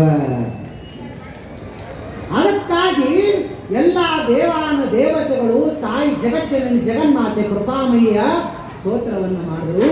ಅಂತಹ ಮಹಿಷಾಸುರ ಈತ ಎಮ್ಮಿ ಜೊತೆ ಬೆನ್ನು ಹತ್ತದ. ಎಮ್ಮಿ ಓಟು ಓಟು ಓಟು ಕಡೆಗಂತೂ ಅಯ್ಯೋ ಎಂಥ ಕ್ರೂರಿ ಪಾಪಿ ಅದನಿತ. ಧರ್ಮ ಗೊತ್ತಿಲ್ಲ, ಅಧರ್ಮ ಗೊತ್ತಿಲ್ಲ, ಈತ ನೀತಿ ಗೊತ್ತಿಲ್ಲ, ಆಚಾರ ವಿಚಾರ ಗೊತ್ತಿಲ್ಲ, ಈತ ಕೆಟ್ಟ ಕ್ರೂರಿ ಮನುಷ್ಯ ಅದನಂತ ತಿಳ್ಕೊಂಡದು ಎಮ್ಮೆ ಅಂತೂ ಇವ ಏನು ನನಗೆ ಬೆಳಂಗೆ ಕಾಣಂಗಿಲ್ಲ ಅಂತೇಳಿ ಒಂದು ಹೋಮ್ ಕುಂಡಲಿತ್ತು. ಆ ಹೋಮ್ ಕುಂಡಲ ಹೊರಗ ಎಮ್ಮೆ ಹಾರಿಬಿಡ್ತದೆ. ಎಮ್ಮೆ ಹಾರು ಕೂಡಲೇ ಇವನಿಗೆ ಕಾಮ ಉದ್ರೇಕವಾಗಿತ್ತು. ಕಾಮ ತಡ್ಕೊಳ್ಳೋಕ್ಕಾಗಲಿಲ್ಲ. ತನ್ನ ಲಿಂಗಗಳಿಂದ ವೀರ್ಯವನ್ನು ಹೋಮ್ ಕುಂಡಲದೊಳಗೆ ಬೇಕು. ಹೋಮ್ ಕುಂಡಲದೊಳಗೆ ವೀರ್ಯವನ್ನು ಬಿದ್ದಾಗ ಆವಾಗ ಅವನೇ ಹುಟ್ಟದ ಯಾರು? ಮಹಿಷಾಸುರ. ಆವಾಗ ಅಂತಹ ಮಹಿಷಾಸುರ ಬಹಳ ಕ್ರೂರಿ ಅದಾನ ತಾಯಿ. ನಾವೇನು ಮಾಡಾರಿ? ಅವ ಇಂಥ ವರ ಪಡೆದಾನ ಯಾರ ಕೈಲಿಂದಲೂ ಸಾಯ್ಬಾರ್ದು. ದೇವತೆಗಳಾಗಲಿ, ಮನುಷ್ಯ ಪ್ರಾಣಿ ಆಗಲಿ, ಪಶು ಪಕ್ಷಿ ಆಗಲಿ, ಯಾರ ಕಡೆಯಿಂದಲೂ ಸಾಯ್ಬಾರ್ದು ಅಂತ ವರ ಪಡೆದಾನ. ಯವ್ವ ಅದಕ್ಕೆ ನಾವೆಲ್ಲರೂ ನನ್ನ ಬೆಲೆ ಬಂದೀವಿ ಅಂತ ಅನ್ಸಿದ್ದೇನೆ. ನೋಡಪ್ಪ, ಹಾಗೆ ಮಾಡಬೇಕು ಅಂತಂದ್ರೆ ನನಗೆ ಒಬ್ಬಕ್ಕಿನ ಕೈಲಿ ಆಗಂಗಿಲ್ಲ, ನಿಮ್ಮೆಲ್ಲರ ಕೈ ಗೂಡಿಸ್ಬೇಕಾಗ್ತದೆ. ಅದಕ್ಕೆ ನೋಡ್ರಿ, ನಮ್ಮ ಟ್ರಸ್ಟ್ ಕಮಿಟಿ ಹಂಗೆ ಒಬ್ಬರೇ ಮಾಡಂಗಿಲ್ಲ, ಅವರು ಎಲ್ಲ ಸಮಾಜದವರನ್ನು ಕರ್ಕೊಂಡು ಕಾರ್ಯಕ್ರಮ ಮಾಡ್ತಾರೆ. ಹಂಗಾಗಲೇ ಇಂಥ ಅದ್ಭುತವಾಗಿರ್ತಕ್ಕಂಥ ಕಾರ್ಯಕ್ರಮ ನಡೀತೈತಿ. ಇಂಥ ದೊಡ್ಡ ಕಾರ್ಯಕ್ರಮ ನಡಿಬೇಕು ಅಂದರೆ ಸಾಮಾನ್ಯವಾಗಿರ್ತಕ್ಕಂಥ ಮಾತಲ್ಲ. ಇವತ್ತು ಎಲ್ಲರೂ ನಮ್ಮ ಕಮಿಟಿಯವರು ಯಾವುದೇ ಜಾತಿ ಭೇದ ಭಾವನೆಗಳು ಎಲ್ಲಾದರೆ ಎಲ್ಲ ಸಮಾಜದವರನ್ನು ಕರ್ಕೊಂಡು ಕಾರ್ಯಕ್ರಮ ಮಾಡ್ತಾರಲ್ಲ, ಹಾಗಾಗಿ ಕಾರ್ಯಕ್ರಮಕ್ಕೊಂದು ಶೋಭೆ ಬರ್ತದೆ. ಅದಕ್ಕೆ ಜಗನ್ಮಾತೆ ಅಂತಲ್ಲ, ನನ್ನ ಒಬ್ಬ ಕಡೆಯಿಂದ ಆಗಂಗಿಲ್ಲಪ್ಪ, ಅದಕ್ಕೆ ನೀನೆಲ್ಲರ ಶಕ್ತಿಯನ್ನು ಕೂಡಿಸಬೇಕಾಗ್ತದ ಅಂತ ಹೇಳಿದಾಗ, ಯಾಕಾಗಲವ ನೀ ಹ್ಯಾಂಗಂತಿ ಹಾಂಗ. ನಾವು ಸಣ್ಣವರಿದ್ದಾಗ ಒಂದು ಪಾಠ ಇತ್ರಿ, ಒಂದು ಕಟ್ಟಿಗೆ ತೊಗೊಂಡೆ ಒಂದು ಪಟಕನ್ನು ಮುರಿದು ಬಿಡ್ತೀವಿ. ಆದ್ರೆ 4-5 ಕಟ್ಟಿಗೆ ಹಿಡಿದು ಮುರಿ ಅಂದ್ರೆ ಮುರಿಯಾಕಾಗಂಗಿಲ್ಲ. ಹಂಗೆ ನಾವು ಎಲ್ಲರೂ ಒಂದಿದ್ದೇವೆ ಅಂತಂದ್ರೆ ಏನು ಮಾಡಲಿಕ್ಕೆ ಸಾಧ್ಯ ಇಲ್ಲ. ಅಂದಾಗ ಎಲ್ಲರೂ ಬ್ರಹ್ಮ, ವಿಷ್ಣು, ಮಹೇಶ, ರುದ್ರ ಎಲ್ಲ ದೇವತೆಗಳು ಏನು ಮಾಡಿದ್ರು ಅಂತ ಕೇಳಿದ್ರೆ ತಮ್ಮ ಎಲ್ಲ ಶಕ್ತಿಯನ್ನ ಒಂದು ಕಡೆ ಕೂಡಿಸಿ ಯಾರನ್ನ ತಯಾರು ಮಾಡ್ತಾರ ಅಂತ ಕೇಳಿದ್ರ ಮಹಾಲಕ್ಷ್ಮಿಯನ್ನ ತಯಾರು ಮಾಡ್ತಾರೆ. ಮಹಾಲಕ್ಷ್ಮಿಯನ್ನು ತಯಾರು ಮಾಡಿ ಆವಾಗೇನದ ಆ ತಾಯಿ ಜಗಜ್ಜನನಿ ಜಗನ್ಮಾತೆಯನ್ನ ಸ್ತೋತ್ರವನ್ನು ಮಾಡ್ತಾರೆ. ಏನಂತ ಹೇಳಿ ಸ್ತೋತ್ರ ಮಾಡ್ತಾರ ಅಂತ ಕೇಳಿದ್ರೆ, ತಾಯಿ ಜಗಜ್ಜನನಿ ಜಗನ್ಮಾತೆ ಕೃಪಾಮಯಿ ಭಗವತಿ ಕರುಣಾಸಾಗರಿ ಅನಾಥ ರಕ್ಷಕಳೇ, ಇಂಥ ದುಷ್ಟನಾಗಿರ್ತಕ್ಕಂಥ ಮಹಿಷಾಸುರನನ್ನ ಸಂಹಾರವನ್ನು ಮಾಡ್ತಾಯಿ, ನಮೋ ನಮೋ ನಮೋ ನಮೋ ಅಂತ ಮಹಿಷಾಸುರನಾದರೂ ಕೂಡ ಲಕ್ಷದಾಗ ತಗೋರಿ. ಈ ರಾವಣನ ಕೇಳಿರಲಿಲ್ಲ, ರಾವಣಂತಹ ಭಕ್ತಿವಂತ ಜಗತ್ತಿನೊಳಗೆ ಯಾರು ಇಲ್ಲ. ಅಂಥ ಭಕ್ತಿವಂತ ರಾವಣ ಇದ್ದ. ಈತ ಮಹಿಷಾಸುರನೂ ಕೂಡ ತಾಯಿ ಜಗನ್ಮಾತೆಯ ಭಕ್ತ. ಆತ ಜಗನ್ಮಾತೆಯ ಭಕ್ತನೇ ಈತ. ಆದ್ರೆ ಇವನಿಗೆ ಏನಾಗಿಬಿಡ್ತು ಅಂತ ಕೇಳಿದ್ರ, ಇವನಿಗೆ ಅಷ್ಟ ಐಶ್ವರ್ಯ ಭೋಗ ಭಾಗ್ಯಗಳು ಪ್ರಾಪ್ತಿ ಆದಾಗ ಅಹಂಕಾರ ಬಂದುಬಿಡ್ತು. ಸಹಜದ ಅಹಂಕಾರ. ಲಕ್ಷದಾಗ ತಗೋರಿ, ಸಂಪತ್ತು ಶಾಶ್ವತ ಅಲ್ಲ. ನಾವು ಪದೇ ಪದೇ ಹೇಳ್ತಿರ್ತೀವಿ, ಮಧ್ಯಾಹ್ನ ಬಿಸಿಲಿದ್ದಂಗ ಯಾರಿಗೆ ಲಕ್ಷ್ಮಿ ಕೈ ಕೊಟ್ಟು ಹೋಗ್ತಾಳೆ ಗೊತ್ತಿಲ್ಲ. ಬಾಯಾಗ ಹಲ್ಲಿರಟಿಗೆ ಶೇಂಗಾ ಕಡ್ಡಿ ಎಲ್ಲ ತಿನ್ರಿ. ಬಾಯಾಗಿನ ಹಲ್ಲು ಬಿದ್ದೊಳಕ್ಕೆ ಶೇಂಗಾ ತಿಂದ್ರೆ ಹತ್ತಂದ್ರೆ ಶಕ್ತಿ ಕಮ್ಮಿ ಆಗ್ತದೆ, ತಾಕತ್ತು ಕಮ್ಮಿ ಆಗ್ತದೆ. ಅದಕ್ಕಾಗಿಯೇ ಆವಾಗ ಎಷ್ಟೇ ಸಂಪತ್ತು ಬರಲಿ ಅಹಂಕಾರ ಮನುಷ್ಯನಿಗೆ ಎಂದೂ ಬರಬೇಕು. ಅಹಂಕಾರ ಬತ್ತು ಅಂತಂದ್ರೆ ನಮ್ಮ ಜೀವನವನ್ನೇ ಹಾಳು ಮಾಡುವ ಸಲುವಾಗಿ ಬಂದಂತ ಲಕ್ಷಣ ತಗೋಬೇಕು. ನಮ್ಮಲ್ಲಿ ಸ್ವಲ್ಪ ಅಹಂಕಾರ ತೋರಿಸ್ಕೊಡ್ತೈತದ ಆ ಲಕ್ಷಣ ಚಿಹ್ನವನ್ನ.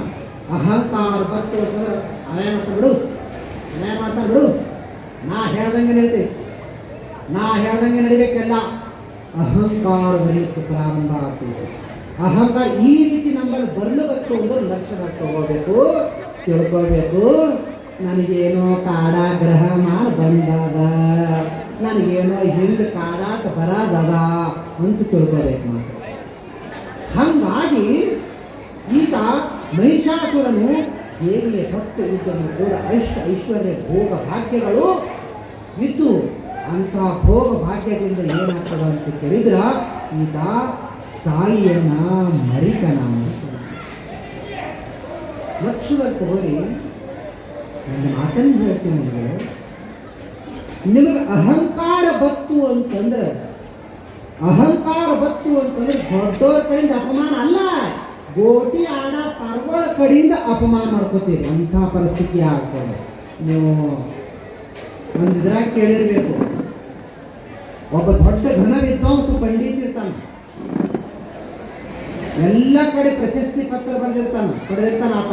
ನಾನು ದೊಡ್ಡ ಪಂಡಿತ ಇದ್ದೀನಿ ಅಂತೇಳಿ ಅಹಂಕಾರ ಬಂದಿರ್ತದೆ ಆತನಿಗೆ. ಅಹಂಕಾರ ಬಂದ ಕೂಡಲೇ ಒಬ್ಬ ರಾಜ್ಯದೊಳಗೆ ಹೋಗ್ತಾನ, ನೋಡ್ರಿ ನಿಮ್ಮ ರಾಜ್ಯದೊಳಗೆ ಯಾರು ಪಂಡಿತರದಾರ ನನ್ನ ಸಂಗಟ ಅವರು ವಾದ ಮಾಡಲಿ, ಆ ವಾದದಲ್ಲಿ ನಾ ಗೆದ್ದ ಅಂತಂದ್ರೆ ನೀವು ಅರ್ಥ ರಾಜ್ಯ ಕೊಡಬೇಕು, ನಿಮ್ಮ ಪಂಡಿತರೆಲ್ಲರೂ ಸೇವಕರಾಗಬೇಕು.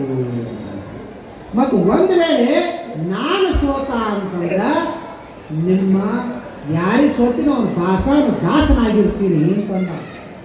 ಅಂದ ಕೂಡಲೇ ಅವಾಗ ಅಂತಂದ್ರೆ ಘನ ವಿದ್ವಾಂಸ ಪಂಡಿತರೆಲ್ಲರೂ ಅಂತಂದ್ರು ಯಾಕಾಗಲ್ಲ ತಗೋರಿ ಅಂತಂದ್ರು. ಅಂದ ಕೂಡಲೇ ಅವಾಗೇನದ ಈ ಪಂಡಿತ ಬಂದು ಸಭೆಯೊಳಗೆ ನಿಂತ ಎಲ್ಲರಿಗೂ ಪ್ರಶ್ನೆ ಕೇಳ್ದ. ಆವಾಗೇನದ ಯಾರಿಗೂ ಹೇಳಕ್ಕೆ ಬರಲಿಲ್ಲ. ಯಾಕೆ ಬರಲಿಲ್ಲ ಅಂತಂದ್ರೆ ದೇವಿ ವರ ಪಡೆದಿದ್ದಾನ, ಎಲ್ಲರೂ ಬಾಯಿ ಬಂದ್ ಮಾಡ್ಬೇಕಂತ ಹೇಳಿ ದೇವಿ ವರ ಪಡೆದಿದ್ದಕ್ಕಾಗಿ ಆತ ಏನು ಮಾಡ್ದ, ಆವಾಗ ಅಹಂಕಾರ ಸೊಪ್ಪು ತುಂಬಿತಲ್ಲ, ಅಷ್ಟೊತ್ತಿಗೆ ಒಂದು ಹುಡುಗ ಸಣ್ಣ ಹುಡುಗ ಬಂದು ಅವಾಗೇನದ ಈ ಪಂಡಿತರೆಲ್ಲ ಕುಂತಿದ್ರು ಸಭೆಯೊಳಗೆ ಬಂದ. ಅವಾಗ ಹುಡುಗಂದ, ಏನ್ರಿ ಯಾಕೋ ಸಭೆ ಸಪ್ಪಗದಲ್ಲ, ಏನಾಗ್ಯದ ನೋಡ್ರಿ ಈ ಪಂಡಿತರ ಪ್ರಶ್ನೆ ಉತ್ತರ ಸಿಗಲ್ಲ ಹೋಗ್ಯಾದ. ಈಗ ಏನದ ಅದು ಉತ್ತರ ಅಂತಂದ್ರೆ ಕಮಲೋತ್ಪತ್ತಿ. ಇದು ಯಾಕೆ ಮಹಾರಾಜ ಹೇಳ್ಬೋದಾಗಿತ್ತಲ್ಲ, ನಮ್ಮ ಪಂಡಿತರಿಗೆ ಯಾಕಷ್ಟು ತ್ರಾಸ ಕೊಡೋದು ಅಂತ. ಅವ ಹುಡುಗಂದ ರಾಜ ಅಂದ, ಇಟ್ಟು ಸಣ್ಣ ಹುಡುಗ ಹಿಂಗೆ ಹೇಳ್ತಾನಂತಂದ್ರೆ ಇದೆಂಥ ವಿಚಿತ್ರ. ಹಂಗಂದ ಕೂಡಲೇ ಮತ್ತು ಹೇಳಪ್ಪ ನೋಡುವ ಅಂತಂದ. ಇದು ಎಂಥ ಪ್ರಶ್ನೆ ರೀ, ಸಣ್ಣ ಪ್ರಶ್ನೆ, ನಾ ಯಾಕೆ ನನಗೆಲ್ಲ ಸಣ್ಣ ಪರವಾಗಿ ಹೇಳ್ತಾ ಹೋದು ಅಂತಂದ. ಹಂಗ ಹೇಳಿ ನೋಡರಿ ಅಂತಂದ. ಕಮಲೋತ್ಪತ್ತಿ ಅಂತಂದ್ರ ಈ ಮುಖವೆಂಬ ಕಮಲದೊಳಗ ಎರಡು ಕಣ್ಣುಗಳೇ ಕಮಲಗಳು ಅಂತಂದ. ಕಮಲ ಹುಡುಕ್ತದ ನೀರಾಗ, ಕಮಲದೊಳಗ ಮತ್ತೊಂದು ಕಮಲ ಹ್ಯಾಂಗ ಹುಡುಕ್ತದ, ಎಲ್ಲರಿಗೂ ದಿಗ್ಭ್ರಮೆ ಆಗಿತ್ತು. ಆದ್ರೆ ಹುಡುಗ ಈ ಮುಖವೆಂಬ ಕಮಲದಲ್ಲಿ ಈ ಕಣ್ಣುಗಳೆರಡು ಕಮಲು, ಇದಕ್ಕೆ ಕಮಲೋತ್ಪತ್ತಿ ಅಂತ ಹೇಳ್ದ. ಆಯ್ತು, ಬರೋಬರ್ ನಿಮ್ಮ ಪ್ರಶ್ನೆಗೆ ಉತ್ತರ ಸಿಗ್ತಲ್ಲ, ನನ್ನ ಪ್ರಶ್ನೆಗೆ ಉತ್ತರ ಕೊಡ್ರಿ ಅಂತ ಹುಡುಗ ಯಾಕಾಗಲ್ಲ ತಗೋಂತಂದ. ಅವಾಗ ಅವ ಹೇಳ್ದ, ನೋಡ್ರಿ ನಾನಿಗೊಂದು ಗ್ರಂಥ ತಂದೀನಿ, ಈ ಗ್ರಂಥದೊಳಗ ನನ್ನೊಂದು ಪ್ರಶ್ನೆ ಅದ. ಈ ಗ್ರಂಥ ಯಾವುದು ಅಂತಂದ್ರೆ ಇದಕ್ಕೆ ಹೇಳ್ತಾರ, ಇದಕ್ಕೆ ತಿಲಕಾಷ್ಟ ಮಹಿಷ ಬಂಧನ ಸೂತ್ರ ಅಂತ ಇದು ಗ್ರಂಥ ಐತಿ, ಇದಕ್ಕೆ ಅರ್ಥ ನೀವು ಬಿಡಿಸಿ ಹೇಳ್ರಿ ಅಂದ. ಅವಂದ ಎಲ್ಲ ಗ್ರಂಥ ತೆರೆ ಹಾಕಲಾಗತ್ತ, ನೋಡ್ರಿ ನಂಗೊಂದು 3 ದಿನ ಟೈಮ್ ಕೊಡ್ರಿ ಅಂತ. 3 ದಿನ ಟೈಮ್. ಅವ ಹುಡುಗಂದ, 3 ದಿನ ಯಾಕ್ರಿ, 3 ವರ್ಷ ಟೈಮ್ ಕೊಡ್ತೀನಿ ಅಂದ. ಎಲ್ಲ ಪುಸ್ತಕಗಳು ಕೆಳಗ ಮ್ಯಾಗ ಮಾಡ್ದ. 3 ದಿನಕ್ಕೆ 6 ದಿನ ಹೋದ್ರು ಅವ್ನಿಗೆ ಗೊತ್ತಾಗಲಿಲ್ಲ. ಅವಾಗೇನದ ಅವ ಪಂಡಿತಂಗ, ನನ್ನ ತಪ್ಪಾಯ್ತ್ರಿ, ನನಗೆ ಕ್ಷಮಾ ಮಾಡ್ರಿ, ನಾನು ಘನ ವಿದ್ವಾಂಸ ಪಂಡಿತ ಇದ್ದೀನಿ ಅಂತ ನನಗೆ ಅಹಂಕಾರ ಬಂದಿತ್ತು. ಆ ಅಹಂಕಾರ ನನ್ನದೋಯ್ತು. ಆವಾಗ ಹುಡುಗನಿಗೆ ಶರಣಾಗತಿಯಾಗಿ, ತಮ್ಮ ನಿನ್ನ ಗ್ರಂಥದ ಅರ್ಥ ನೀನೇ ಬಿಡಿಸಿ ಹೇಳಪ್ಪ ಅಂತಂದ. ಅದಕ್ಕೆ ಅವ ಹೇಳ್ದ, ಅದರ ಅರ್ಥ ಇಷ್ಟೇ ಅದ, ಮತ್ತೊಂದು ಏನು ಇಲ್ಲ. ಎಮ್ಮಿ ಕಟ್ಟ ಹಾಕ ಎಳ್ಳಿನ ಕಾಡಿಗೆ ಸುಟ್ಕೊಂಡು ತಂದ್ರಿ. ಹೀಗೆ ಯಾಕೆ ಹೀಗಾಯ್ತು ಅಂತಂದ್ರ ಮನುಷ್ಯನಿಗೆ ಅಹಂಕಾರ ಬತ್ತು ಅಂತಂದ್ರ ಸಣ್ಣ ಪರ್ವಳ ಕಡೆಯಿಂದ ನಾವು ನಾಶವಾಗಿ ಹೋಗ್ತೀವಿ, ಅಪಮಾನ ಮಾಡ್ಕೊಂಡು ಹೋಗ್ತೀವಿ. ಹಾಗಾಗಿ ಅಂತಹ ಮಹಿಷಾಸುರನು ಅಹಂಕಾರವನ್ನು ತೊಟ್ಟು ದೊಡ್ಡ ಮದಾಂಧನಾಗಿದ್ದ. ಕುಲಮದ, ರೂಪಮದ, ಛಲಮದ, ಯೌವನ ಮದ, ಅಧಿಕಾರ ಮದ, ಅಂತಸ್ತಿನ ಮದ, ಸಂಪತ್ತಿನ ಮದದಿಂದ ತುಂಬಿಕೊಂಡಿರ್ತಕ್ಕಂತಹ ಈತ ಮಹಿಷಾಸುರನು ಆವಾಗ ಇಂತಹ ಮಹಿಷಾಸುರನ ತಾಯಿ ಅಂತ ಹೇಳಿದಾಗ ಆವಾಗ ಓಹೋ ಹಾಗಾಯ್ತು ಅಂತ ಕೇಳಿದ್ರೆ ಇದಕ್ಕೆಲ್ಲ ಪರಿಹಾರವನ್ನು ತಾಯಿ ನೀನೇ ಮಾಡಬೇಕು. ನಿನ್ನ ಹೊರತು ನಮಗೆ ಗತ್ಯಂತರ ಇಲ್ಲ. ಲಕ್ಷದಾಗ ತಗೋರಿ, ಪೂರ್ಣ ಗಟ್ಟಿಯಾಗಿ ನಂಬಬೇಕು. ನಾವು ಅರ್ಧ ನಂಬುತ್ತೀವಿ, ಅರ್ಧ ನಂಬುದೀವಿ. ಯಾವ ದೇವ್ರನ್ನೂ ಬರಂಗಿಲ್ಲ, ಯಾರ ಮ್ಯಾಗ ಹಾಕಾಗಲ್ಲ. ಒಬ್ಬರ ಶ್ರದ್ಧಾ ಇಡ್ರಿ, ಒಬ್ಬರ ಮ್ಯಾಗ ಶ್ರದ್ಧಾ ಇಡ್ರಿ. ನಿಮ್ಮ ಮನೆ ದೇವರಾಗಿರ್ಬೋದು, ಸಿದ್ಧಾರೂಢರಾಗಿರ್ಬೋದು, ದಾಸಮಯ್ಯನವರಾಗಿರಬಹುದು, ಬಸವಣ್ಣನವರಾಗಿರಬಹುದು, ನಾನಾ ಜಗತ್ತಿನೊಳಗೆ ಎಷ್ಟು ದೇವಾನ ದೇವತೆಗಳಿದಾರ, ಅವ್ರು ಯಾರೇ ಹಾಕಿ ಎಲ್ಲ ದೇವರುಗಳು ಒಂದೇ ಅದಾರ.